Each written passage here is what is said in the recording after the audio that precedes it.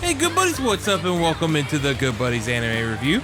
I am your good buddy, Roger. And I am your good buddy, Brandon. I'm your super sleepy good buddy, Roger. You're a sleepy boy. I'm still a little gooey. Look, we missed a week. We're very sorry about that. We had some weather rolling through that wasn't as bad as we thought it would be, but also I was sick, so here we are. And then back today, again. We both had very long days of work, but I'm both kind of tired. But we are talking about one of the best shows from last year, last season in particular, obviously. Vinland Saga. This one made my top 5. You had not finished it yet, or I think it probably would have. It's a very good show. I think it could have hit 5. I probably would. Probably would have just snuck it in there. Yeah. All right.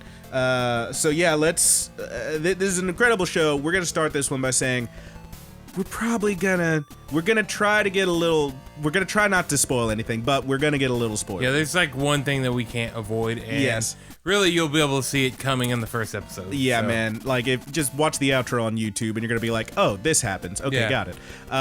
But yeah, this is a pretty great show. 24 episodes. There is a lot of character development, and a lot of stuff happens in those 24 episodes. So yeah, it's gonna get there. But what we're gonna do is us, your good buddies Roger and Brandon, we're gonna tell you about this show. We're gonna tell you whether or not we think you should check it out, and we're gonna give it a final review of recommendation. Do we, your good buddies, think you, our good buddies, should check this thing out? Yeah. And Roger, the way we're gonna get there is we've got us a little scale. And Roger, if this was Boo Boo Skunk garbage, what would you call that? I would call it an anime, maybe not. What if it wasn't great? It was not good. Anime. It was average. It was fine. Maybe. Well, it is actually pretty good, though.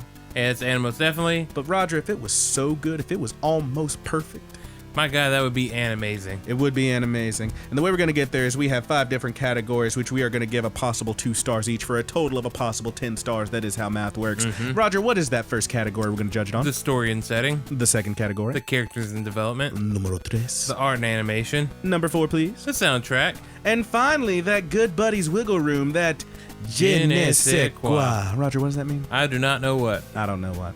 But that's how we're going to do it. Let's get right into it. I got a quick pitch for you, just get us in the mood.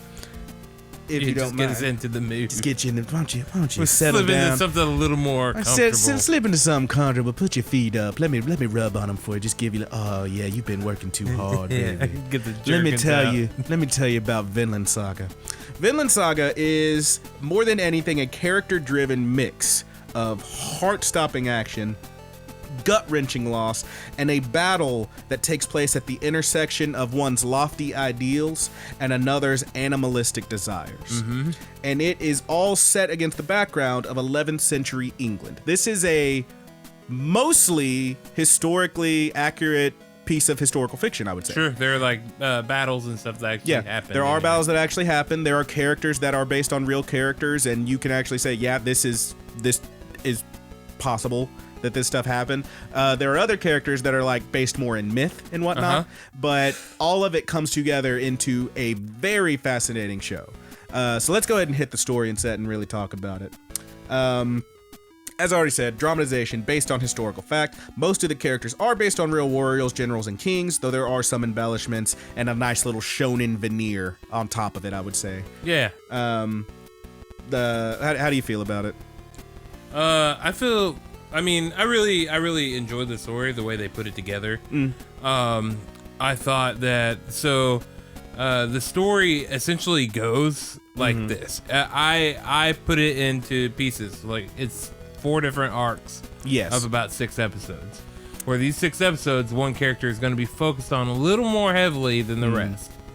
I would agree. And those will be our 4 characters that we will talk about in the characters.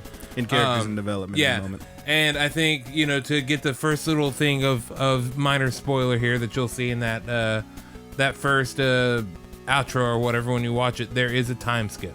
There is a time skip. So something happens, there's a time skip. Yeah, you get that from the intro and outro, because you're going to see one character in particular in the intro as a kind of grizzled teenager who has seen some shit. Yeah, it goes and then from the show starts and is a little baby. Super cute family stuff to like oh god, the atrocities of war. Very much, yeah.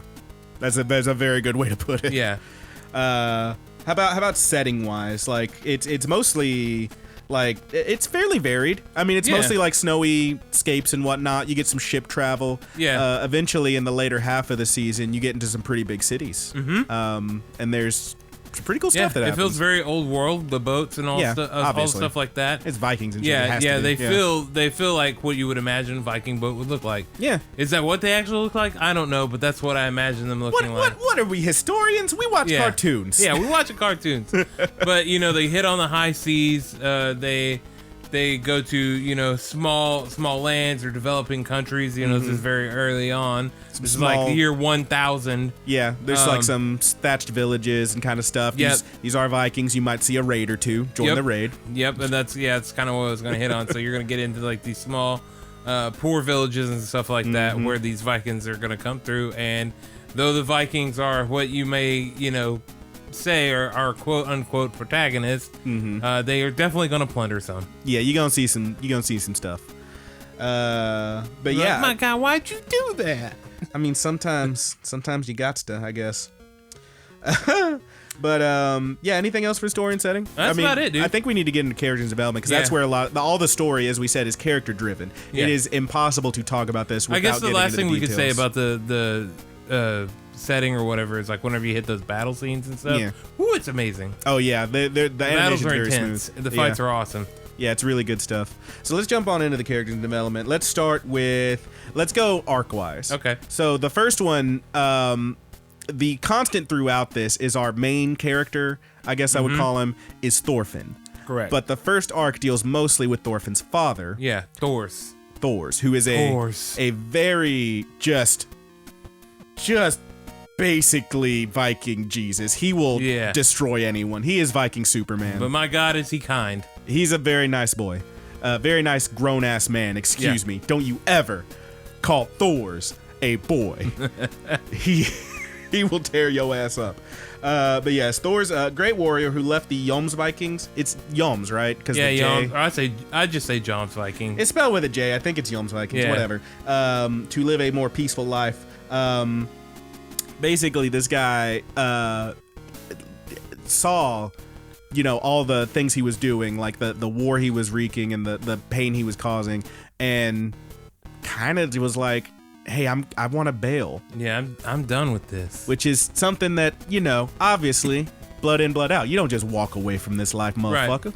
But he did, basically, and he started him a nice little family away from the front lines and away from the larger cities where anyone might recognize Correct. him. Which is where he had his adorable little baby boy son, Thorfinn. Thorfinn, yes. Which I think literally just means son of Thor. So there you go. Yeah. Something like that.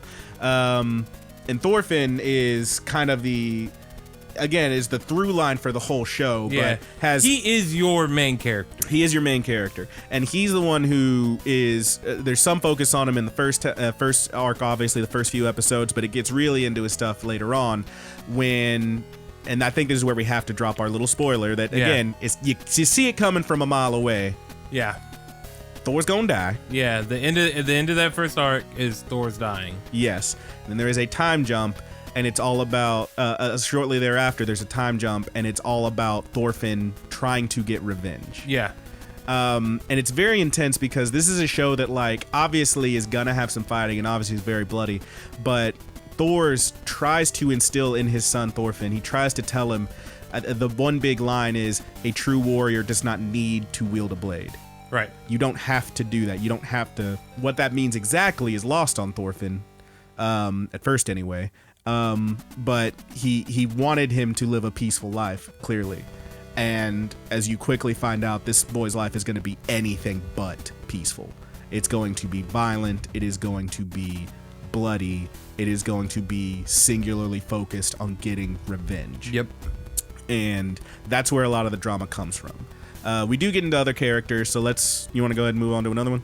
Yeah, let's go ahead and move on. Let's switch it around a little. Let's go to Askeladd. Oh, yeah. Who is probably one of the... I don't know, I did say earlier that there was another character that was probably my favorite in here, but Askeladd... Askeladd probably is my favorite. He probably is, like, he's got to be in the running for best character of the entire decade, pretty much. And as I think you made the distinction, not a good character per se. Yeah, he's not a good guy. But as with any person, incredibly complex. Yep. There is both good and evil in this man, and boy oh boy, you gonna see it. Yeah, and they do a really good job of giving at least reasons as to why Yes. the man is the way that he is. So as much as we can say without getting too spoilery, Askeladd is the leader of a group of Vikings. Yes, who Thorfinn is traveling with. Yes, he ends up traveling with them, and he is a master tactician, I would say, first and foremost. He does not like to fight, it seems, but when he has to, he is very good at it. Yeah. And in fact, I think we can say this one, there's a few moments where you see him, for only a moment, lose control during a fight, and this dude, like, straight up does some Hercules shit when he loses it. Yeah, he's And very then well trained. He very quickly just, sorry about that. All right, we want to fight again, and Yeah. everyone else is like, I don't want to fight that man. I just saw him Yeah. do that thing. And he's like, he often plays everything off with a joke. He tries very hard. He tries to make a laugh. That's his whole thing. Is he, again, master tactician? You never really know what he's thinking. You just don't. And that's one of his greatest strengths, is that he is always thinking. And he is very much a schemer, as much as he is an extremely proficient warrior. Right. I do love this character. Yeah, Again, he's really not good. really a good guy, but a hell of a character. Yeah, and I mean, you'll find yourself, like, he does some horrible stuff in this. This does happen. And you find it still kind of hard not to like him. Yeah, At least I did. particularly in the later bits of the show. Yeah. And they managed to make you kind of feel for this villain. Like, It's hard not to call him a villain. yeah. You want to talk about my beautiful baby boy Canute? Yeah, let's talk about Canute. Canute, He's so sweet at first. I love Canute. I think he's still sweet at the end, but Yeah. Canute is a very interesting character. Is actually the Prince of the Danes, the Prince of Denmark, often referred to by Thorfinn and a few other characters as Princess. Yeah. Because he's so damn pretty. And he's got Yeah, this he long blonde hair. definitely has a very feminine look to him. He does. Think like Griffith from Sure, Berserk. from Berserk, yeah. I haven't actually seen that show, but I do know that character. But yes, very, very feminine look to this character. But mostly is known for at first being very shy, being very quiet, being very soft-spoken, does not want to make a big deal out of anything, is sent to take London, I believe, with this army. Yeah, okay. And that's where you first meet this character. This character, again, we can't say much without getting all spoilery. We'll talk about it a little bit in the ramble, I guess. But this character ends up being a huge, gigantic part of the story. And if you happen to Google, King of Denmark Canute, you'll find some information on the actual person, which is pretty interesting. But yes, this person is the prince. You're going to see a lot of interesting stuff with him, and was actually the focal point of probably my favorite episode of the whole series. I talked about it briefly on a previous episode. We'll talk about it later. But yeah, Canute's rad. Canute is also a very devout follower of Christianity, which is at this point, a very new religion in the area. It is, Once again, this is around the year. it's like 1100s, I think. Yeah, 1000. It's like 1100 or something like that, roundabout. 11 centuries, just after 100. Yeah, before 1100. Yep. But yeah, really interesting character. There's actually bits where you hear characters talking about, what is this religion? What is this all about? I like the old gods. I like Odin better. What is this guy? He's on a cross. He's skinny. Man, he can't even fight. Come on. And like, they're really talking about it. Yeah. Which is really interesting. They do play a little bit with the It is times. pretty cool. Yeah. I didn't think about how cool it was as it was happening because it felt so natural. Yeah. But it is really cool. It's interesting that they, at least acknowledge these things and talk about them. And for Canute in particular, who is currently, when you first meet him, a very devout follower of Christianity, it's all in stark contrast because this person is constantly being challenged, not only by being around these big, brooding, angry men who all they do is fight, whereas he is a soft boy, just a good young man, just a sweet little baby. Oh, sweet baby. But also they're not only challenging who he is, but what he believes. And eventually all of that comes to form who this character is and who this character becomes. It's really interesting. Canute was one of my other favorite characters. It's very, very well written. Again, the development in here is top notch, dude. It's really interesting because, again, 24 episodes, it feels like a slow burn. It feels like it moves slowly at times, but when I look back at everything that happened in this series, there's so much that happens. And it's interesting to me because I want to call it a slow burn with a slow development, but at the same time, there's huge steps being taken at every turn. So I think it's a very well put together series. Yes, absolutely. To say the least. Full of amazing characters. Like this is 4, but I promise you there are going to be. There's a lot of other amazing ones. You're gonna see your boy Thorkel, who is 7 feet tall, and you can't teach that. You can't teach that, and he's a certified G, and you can't teach that either. He is. As much as I despise them, he is basically the perfect amalgam, I think you said, of Enzo and Cass. Yeah. God. Those guys suck, but Thorkel's a badass. Thorkel is awesome. Thorkel is a very large man. Everything they could have been. He is Thorkel the tall. Yeah, Thorkel and he will huck a 2-ton boulder. Real figure in history.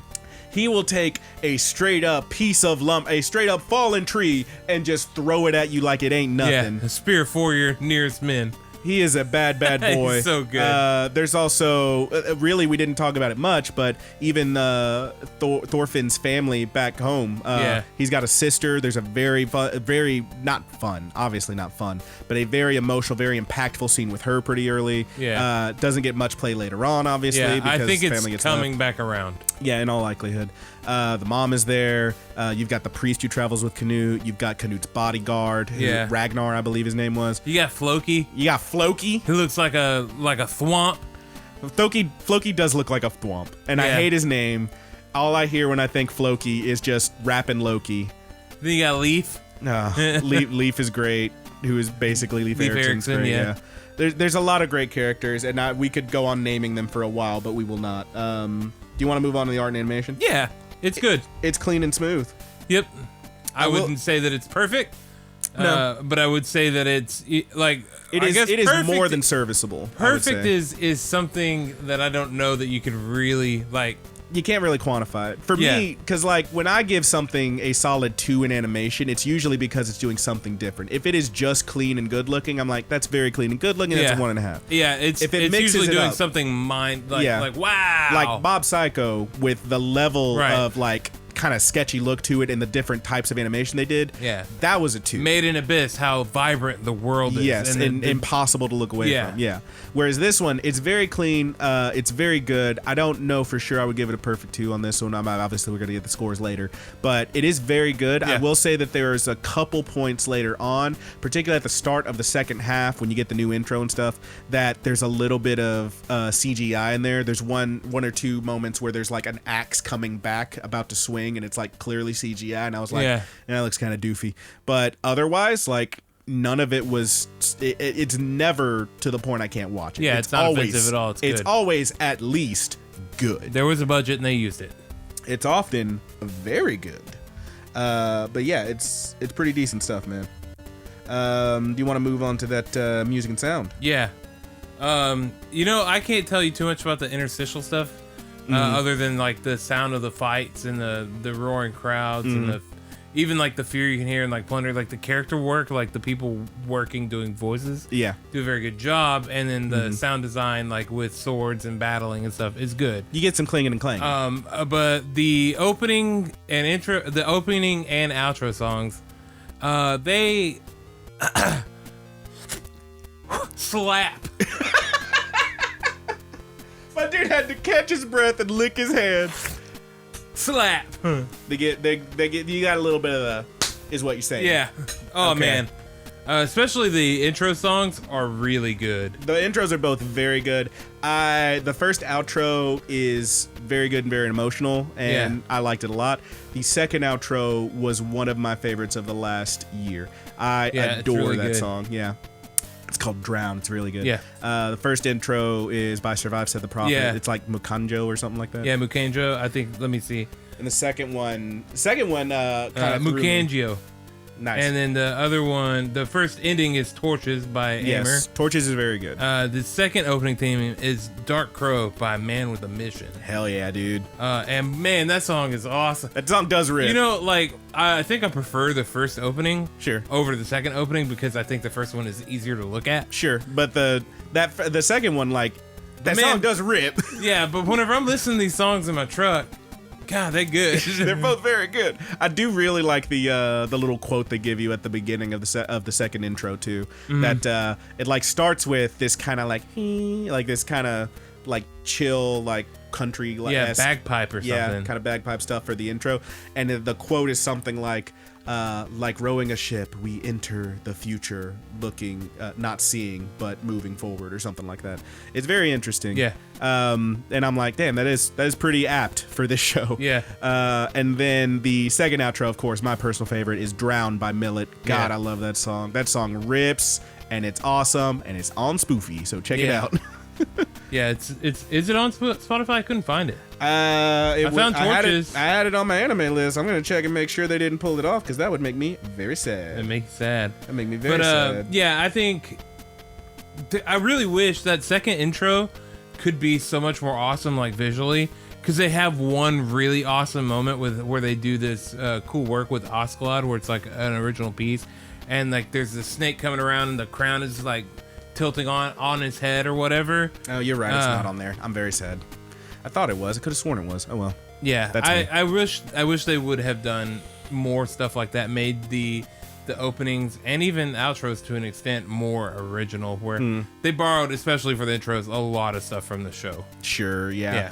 There are quite a few scenes that you're like, okay, I recognize this, particularly in those intros. Like you said, there are bits where I'm watching the show and I'm like, oh, this is from that thing, neat, which is fine, but you kind of it not spoils it for you, but it would have been more impactful if you saw it the first time watching it, I guess. But as a whole, I think it's all really impressive. Yeah, it's very well done. Yeah, like I said, interstitial music, I can't remember that much, but the sound design and the people just working the voices and really giving the feelings did a spectacular job. Quite well done. Yeah. All right, and finally, the Good Buddies Wiggle Room. How about that shit? You want to go first? You want me to? I'll go first. Mine's pretty short. I would just say it's just a good show. It's just real good. Yeah. The whole thing, again, it's all about these characters and their development and the driving forces behind them.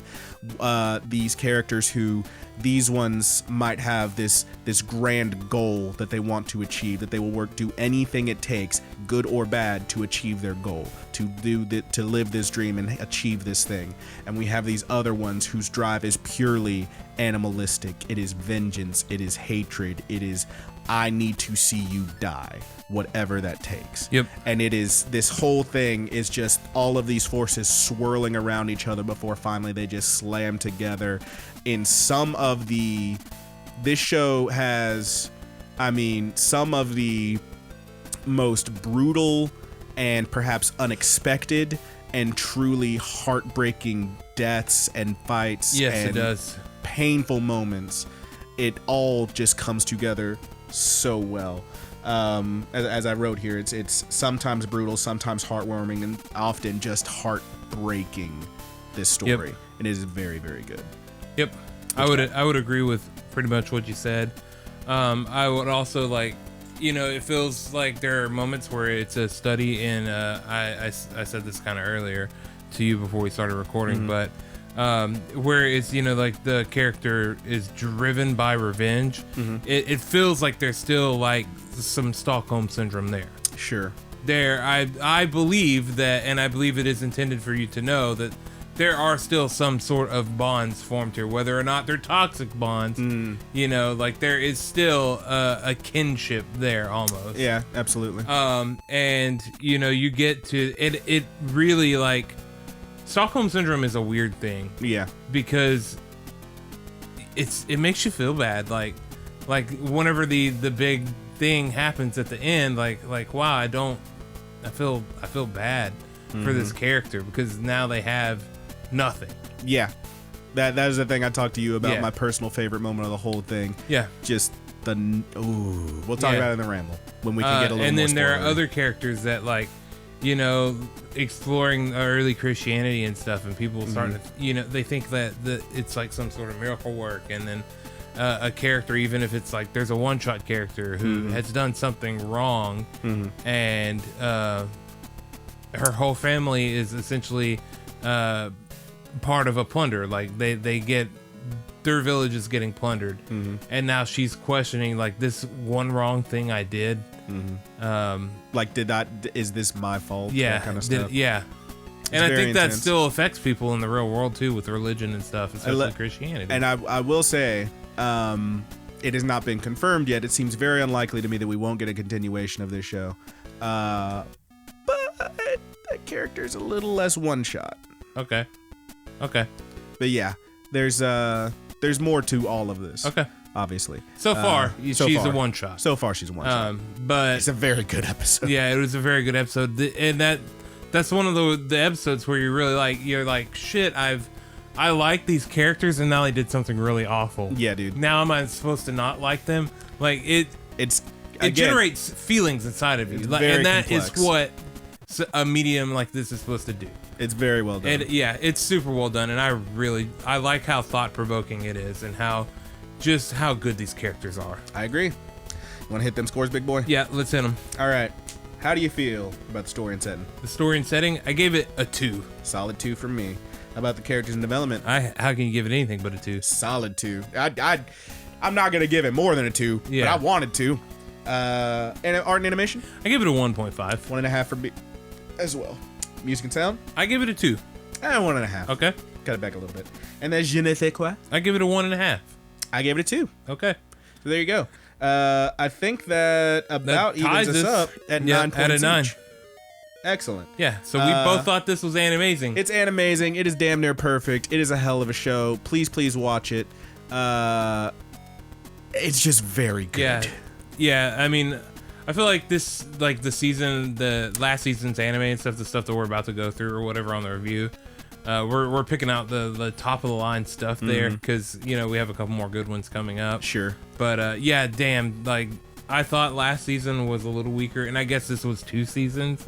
But the second half of the show was definitely my favorite half of the show. It was heavy. Yeah, it's we really need to say up front more often. This one is on Amazon Prime, streaming on Amazon. So if you don't have Amazon Video, I mean, find a way to get it. But yeah, it's a very good show. It is absolutely worth your time, I would say. Yep. So yeah, 9s for both of us, and amazing. Brandon, do you want to tell them what we're watching next week? Next week, we are hitting another one that went a solid 2 seasons, actually pretty much in conjunction with this one. Yeah, not 2 seasons. Two seasons. It's like 2 fall anime and winter. seasons. Yeah. I don't think there's a right way to say that. 24 episodes, 25 episodes, something like that. We are talking about the one that Crunchyroll was like, if you gonna watch anything, you gonna watch this thing. Funimation pushed it pretty good too. This one got a lot of press. We're talking about everyone's favorite, Dr. Stone. Yeah. It's pretty good. And I'm excited. I haven't finished it yet. I'm on like the 17th or 18th episode. Yeah. But I have been quite enjoying it. So I'm super stoked to talk about it. I know a lot of people really did like it. And it probably... I still hate his hair. Yeah. It probably deserved a good bit of the promotion it got, because it is certainly worth watching. It's a good show. It's definitely got some pretty cool things to say, some pretty cool stories to tell, and if nothing else, it has more polish than almost anything I've seen in a while. And it makes science fun. Does it? Yeah. Okay. I had a lot of fun with the science in there. I learned about how this chemical will murder you. Yeah. You don't want to make a Senku Cola, dude? No. Dude, I think we should try. God. All right. This child. I have a soda stream. I'll just bring you a soda stream. I don't want that one, Senku Cola. Dumb. Anyway, we're going to be talking about Dr. Stone next week. That's where we're going to hit up, unless, of course, one of us gets sick again. Sorry. I apologize again off the top, but thank you so much for listening, good buddies. We really appreciate you. We're going to hit a few of the full plugs at the end of the ramble. And of course, if you're watching this on YouTube, thank you. Please like and subscribe. Ring that bell so we can ding your dong. We'd really appreciate hearing from you. What did you think about Vinland Saga? And is there anything else you think we should check out? Yeah, let us know for sure. So, again, full links in the description below. If you're listening to the podcast, we're going to go straight into the ramble. But if you're on the YouTube, look forward to the ramble coming up. And a shout out to our good buddy Haas for the use of our closing theme on the YouTube portion of the review. That is The Buddy's Good. And that's from our buddy Haas. Thomas Tastes Better on Instagram. That's all one word. Guy. Thomas Tastes Better. Real cool dude. And he rip a hell out of a guitar. He does. Cowboy shit. Haas. I have been drinking. Oh no. All right. But yeah, thank you so much. We're going to hit the ramble. And lastly, for YouTube, love ya. Love ya.